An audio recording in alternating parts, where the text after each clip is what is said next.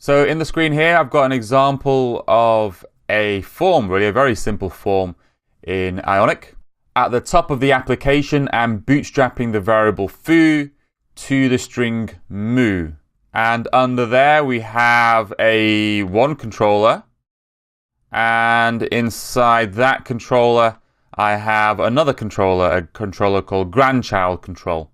And if you can see, there's a nested, a hierarchical set of input controls, so kind of one under another, under another.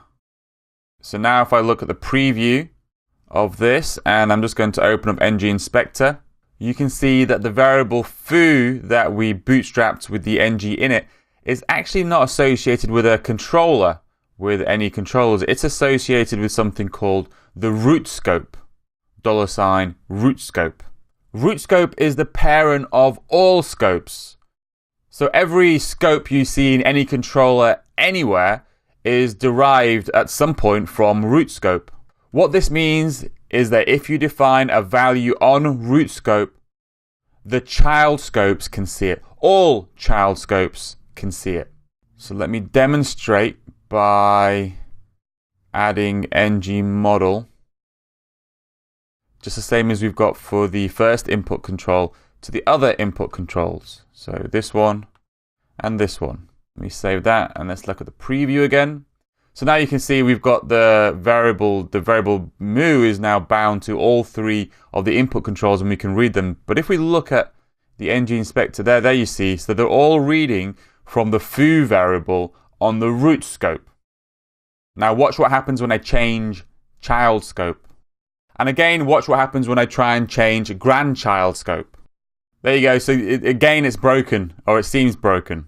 What's happening is something called prototypal inheritance in JavaScript. It's not something specific to Ionic or AngularJS. It's something specific to JavaScript itself. With prototypal inheritance, it's absolutely fine, and there's no side effects to reading a variable from a parent scope. But when trying to write a variable to a parent scope, if it's just a simple scalar variable, i.e. not an object or a property of an object, then it will create a local variable on the local scope instead of writing to the parent scope. So let me show you by using ng inspector. So here we go, we've got the child controller and the grandchild controller here. So if I type into child controller, you can see from ng inspector, it's created a local scope variable called foo on its own scope instead of writing to the root scope foo variable.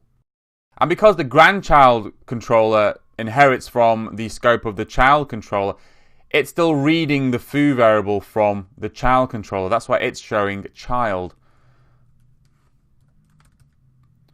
But then again, if I try and save to the foo variable from the grandchild controller, it's going to create its own local copy as well. So what's happening here is that binding isn't broken. Binding is actually working perfectly. It's just that through prototypal inheritance, we're accidentally creating local scope variables and binding to those instead of the variables which we assume we're binding to, which are the global or the scope variable on the root scope. This, I believe, is one of the main problems that AngularJS developers have when they first start learning about AngularJS. Half the problems I deal with questions from students and questions on forums, are issues to do with scope and prototypal inheritance. And it gets a little bit more confusing because it's not just controllers that create child scopes. Directives can also create child scopes. So the Ion content directive here, that can create a child scope. Also, the ng repeat directive can create child scopes. So you will get caught out with these issues of prototypal inheritance quite often. But there is a very, very simple solution which will ensure that you won't get hit by this problem.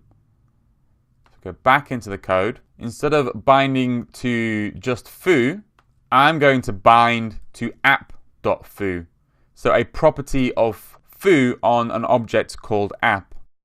So let's take a look at this in our preview. I just want to open up ng inspector as well, so you can see that I'm binding to a property. Well, there's an object of app on the root scope.